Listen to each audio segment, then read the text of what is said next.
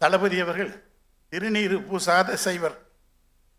தளபதி அவர்கள் திருநீறு பூசாத சைவர், திருமணம் சாத்தாத வைணவர், கைலி கட்டாத இஸ்லாமியர், சிலுவை அணியாத கிறிஸ்தவர், எல்லா மதமும் சம்மதம் என்று தமிழ்நாட்டை பூக்காடாக ஆக்கி கொண்டிருக்கிற தங்க தலைவர் இங்கே வந்திருக்கிறார்.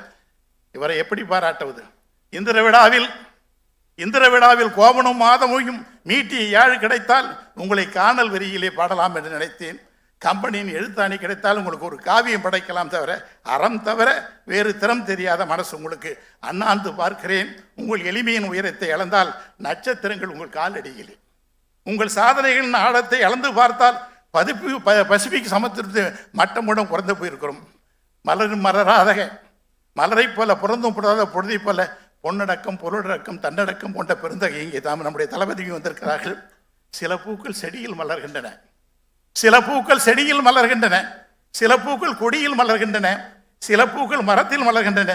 நீங்கள் மட்டும்தானே எங்கள் இதயத்தில் இமர்த்தி எங்களை சொந்து கொடுத்திருக்கிறீர்கள் தலைவா.